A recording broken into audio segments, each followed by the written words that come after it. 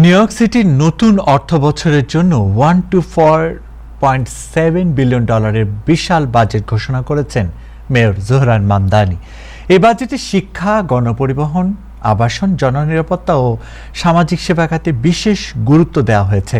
তবে বিতর্কিত property tax বৃদ্ধির প্রস্তাব শেষ পর্যন্ত বাতিল করা হয়েছে। সমালোচকদের মতে বাজেটে কিছু গুরুত্বপূর্ণ দীর্ঘমেয়াদী আর্থিক চ্যালেঞ্জ এখনও রয়ে গেছে। বিস্তারিত জানাচ্ছেন সাদিয়া আফরোজ। নিউ ইয়র্ক সিটির মেয়র জোহরান মামদানি নতুন অর্থ বছরের জন্য $124.7 বিলিয়ন বিশাল বাজেট পরিকল্পনা ঘোষণা করেছেন। একই সঙ্গে বিতর্কিত প্রপার্টি ট্যাক্স বৃদ্ধির প্রস্তাবও বাতিল করেছে তার প্রশাসন। সিটি প্রশাসনের দাবি, শিক্ষা, গণপরিবহন, আবাসন, জননিরাপত্তা ও সামাজিক সেবা খাতকে অগ্রাধিকার দিয়ে এই বাজেট তৈরি করা হয়েছে। বাজেট পরিকল্পনায় সরকারি স্কুল, সাবওয়ে নিরাপত্তা এবং নিম্ন আয়ের বাসিন্দাদের সহায়তায় অতিরিক্ত বরাদ্দ রাখা হয়েছে বলেও জানানো হয়। এদিকে নিউ ইয়র্কবাসী বলছেন, তারা যে আশা নিয়ে মামদানিকে ভোট দিয়েছিলেন সেই প্রত্যাশা অনেকটাই মেয়র পূরণ করতে পারেননি। ফলে মেয়রের কাজ নিয়ে সাধারণ মানুষের মধ্যে অসন্তোষ দেখা দিয়েছে।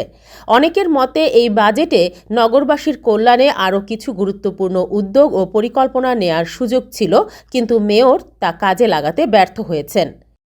যে হাউজিং এর ব্যাপারটা বা স্কুলের ব্যাপারটা বা পুলিশ ডিপার্টমেন্টের ব্যাপার, পুলিশ ডিপার্টমেন্ট যদি উনি লে অফ করে, শর্টকাট করে, তাহলে এই জনগণ কোথায় সুবিধা পাবে? এখনো পুলিশ ডিপার্টমেন্টদেরকে ফোন দিলে 2-3-4 ঘন্টা পরে আসে, because they don't have enough support, they don't have the enough man power. I am not blame the police officer. Police officer is very good for New York City, but they don't have any support.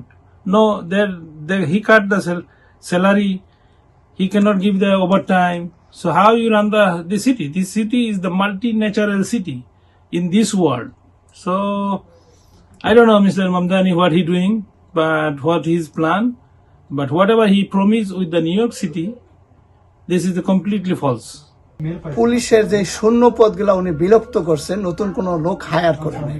এই ক্ষেত্রে আপনার কি মনে হয় না যে আমরা যে সিটিজেন, যে আমরা চাকরি প্রত্যাশী, তাহলে তো আমরা চাকরিটা পাচ্ছি না? গত 1 বছরে আমার মনে হয় না যে আমার নিউ ইয়র্ক সিটিতে কোনো উন্নয়ন হয়েছে। সো এবার যে বাজেট দিয়েছে, যদি উনি আরেকটু নজর দেয়, আরেকটু যদি খেয়াল করে যে ওকে আমার কমিউনিটির আরো ডেভেলপ করতে হবে, তাহলে আমি মনে করি তার আগামী ইলেকশন কেউ ঠেকাতে পারবে না। আর যদি এরিক অ্যাডামের মতো করে, শো আপ করে এলাকা ভিত্তিক, তাহলে আমি মনে করি না উনি আগামী ইলেকশনে পাশ করবে। আমরা তার কাছে কোনো সন্তুষ্ট না, কারণ সে বলছে বাস ভাড়া, ট্রেন ভাড়া ফ্রি করবে, এটা করতে পারে নাই। সে বলছে বাসা ভাড়াই করবে, এটাও করতে পারেনি। সে পুরাই ব্যর্থ, সে কোনো প্রমিস সে রাখতে পারে না। মামদানি ইলেকশনের সময় যেটা প্রমিস করছে যে হাউজিং ফ্রি করবে, হাউজিং দিবে, কিন্তু সেটা আমরা এখনো পাইনি।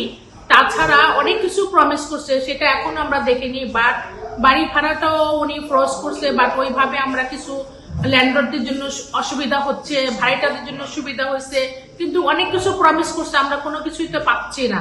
তো এটার জন্য তো কিছু করা উচিত। এর আগে নিউ ইয়র্ক সিটির বাড়তে থাকা ব্যয় এবং সম্ভাব্য বাজেট ঘাটতি মোকাবেলায় প্রপার্টি ট্যাক্স বাড়ানোর আলোচনা চলছিল। তবে জনমত ও রাজনৈতিক চাপের মুখে শেষ পর্যন্ত সেই প্রস্তাব থেকে সরে আসে মেয়র মামদানির প্রশাসন।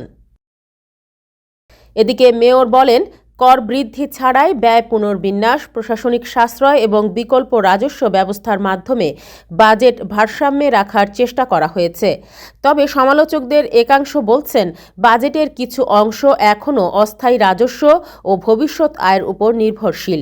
ফলে আগামী বছরগুলোতে আবারও আর্থিক চাপ তৈরি হতে পারে। বিশেষ করে অভিবাসন ব্যয়, আবাসন সংকট এবং নগর পরিকল্পনায় ক্রমবর্ধমান খরচ নিয়ে উদ্বেগ রয়েছে।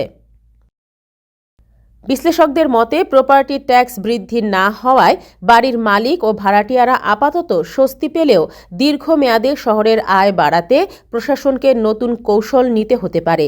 নতুন বাজেট এখন নিউ ইয়র্ক সিটি কাউন্সিলের অনুমোদনের অপেক্ষায় রয়েছে। অনুমোদন পেলে এটি আগামী অর্থ বছর থেকে কার্যকর হবে। Sadia Afroz, time television, new York.